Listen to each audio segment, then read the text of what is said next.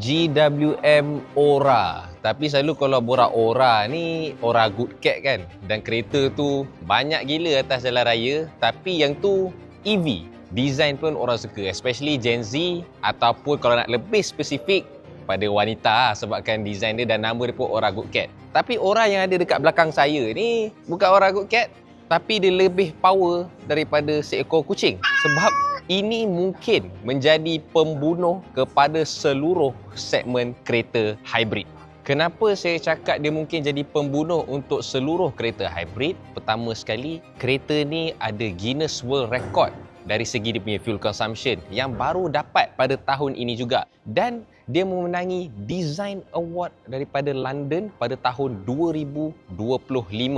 GWM claim kereta ini ataupun dia punya slogan Born with Nature, Made for Lifestyle. Dalam video ini saya akan ceritakan kenapa kereta ini pembunuh seluruh segmen hybrid. Saya akan ceritakan detail dari segi dia punya powertrain, dari segi dia punya penjimatan minyak, dia punya design, dan kenapa saya ulang lagi sekali pembunuh seluruh segmen hybrid. Tapi sebelum tu jangan lupa tekan dulu butang subscribe. Saya Alim Asri.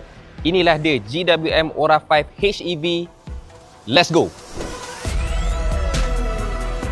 Strategi So we create. Conquer.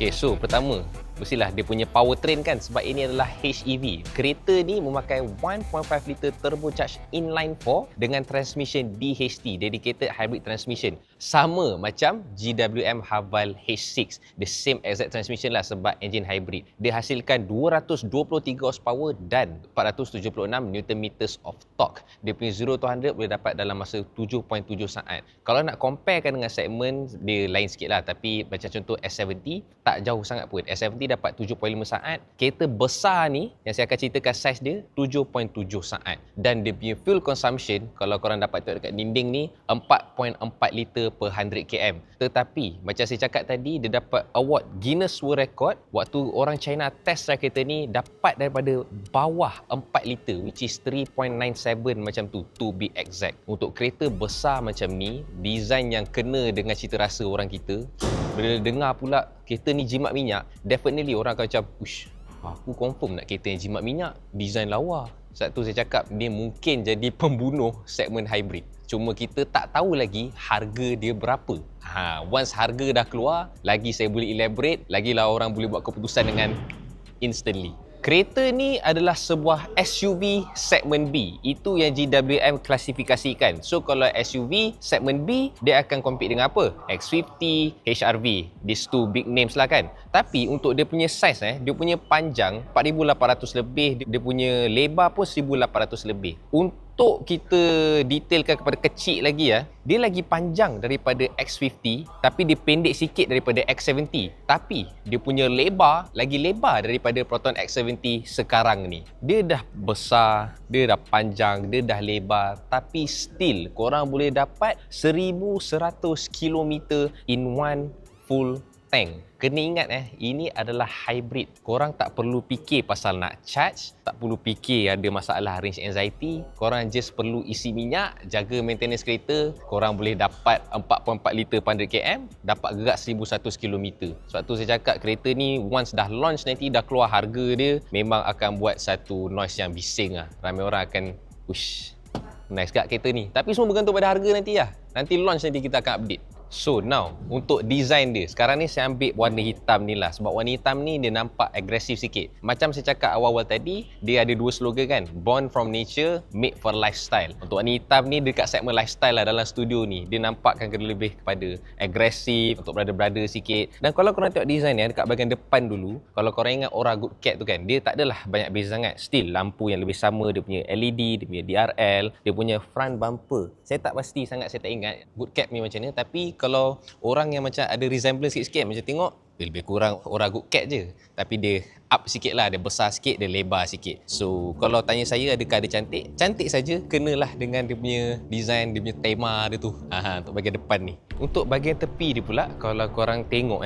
rim dia. Saya nak cakap pasal rim dia sebab saya ada something nak komen sikit. Sebab okay, first kali tayar dia ni saiz besar juga, 225/60, rim 18 inci. Cuma dia punya rim design ni macam dia close sangat. Okay, dia matte black, lepas tu chrome dekat sini, dia nampak macam almost kereta EV. Kalau nak bagi tema born from nature, dia patutnya bagi rim yang design dia agresif sikit lah, macam nampak lah nature tu. Ada roof rails yang legit, bukan roof rails yang setakat design saja kan. Lepas tu door handle, korang tahu kan, kalau korang baca artikel, China dah ban dah jenis yang macam yang pop out, yang flush door. Dia semua suruh pakai traditional ni sebab banyak case isu patah kan. 57 kita pun ada patah. So dia buat cara yang biasa, clean, practical, tahan lama. So itu sajalah dia untuk bahagian tepi. Jom kita tengok bahagian belakang jap. Okay, now untuk bahagian belakang dia still round shape, ada juga nampak sporty ni kan. Lagi-lagi sekarang Aura 5 ni dia merahkan 5, lepas tu ada tulisan HEV. Dan LED bar dia ni, macam saya nak cakap LED bar pun macam tak juga tau, sebab selalunya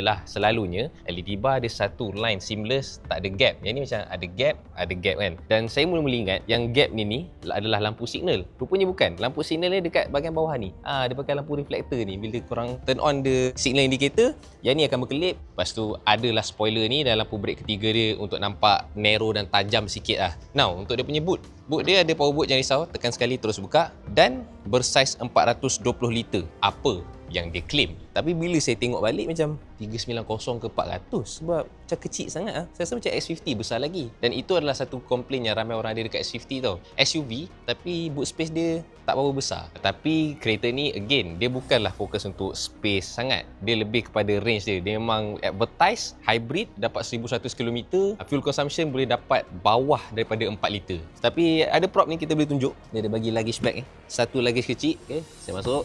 Right. Luggage yang kedua yang besar sikit. Tapi saya kena masuk melintang tau. Kalau saya masuk macam ni, boot dia tak ada tutup. Okay. So there you go. Yang korang nampak, 2 luggage bag boleh. 3 tak dapat lah. Tengok tutup. Dapat. So itulah dia untuk bahagian belakang Aura 5 HEV.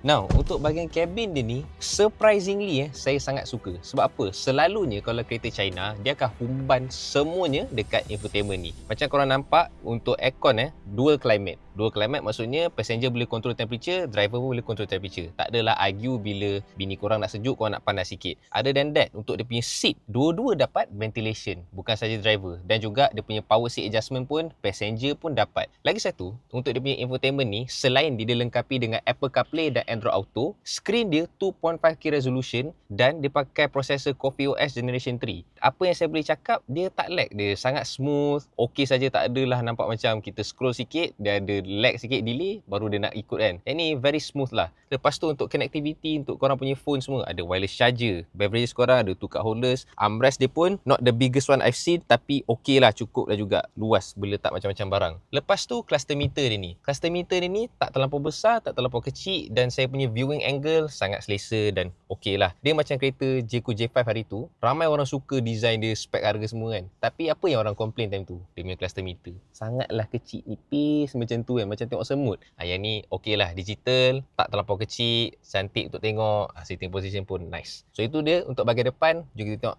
second row, bahagian belakang. Alright, untuk seat belakang dia. Tapi sebelum tu, bila saya masuk seat belakang ni, bila saya tutup tu, saya macam nak tengok balik lah pintu dia. Bila saya tengok balik, pintu dia sangatlah tebal guys. Macam pintu kereta kebal. Kereta Conti pun tak semua yang macam ni. Tengok betapa tebalnya dan very solid dia punya design tu. Sebab bila korang tutup pun korang rasa macam, aku tarik apa tadi? Alright, okay, now dekat seat belakang dia punya legroom, alright, luas juga. Headroom dia pun tinggi. Plus ada panoramic sunroof untuk aesthetic vibe. Panoramic sunroof.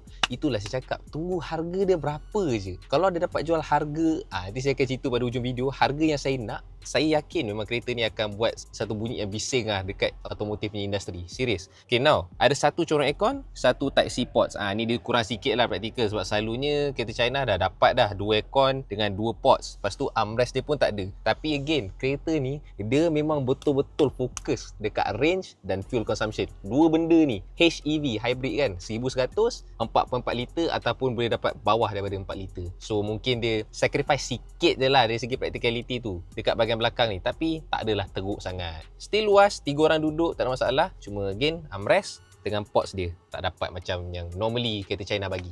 Now, finally, apa yang saya cakap tadi adalah harga. Berapa harga yang saya nak dan berapa harga yang saya yakin akan kacau market-market ataupun brand-brand kereta yang lain. Kalau dia dapat letak harga bawah 130,000,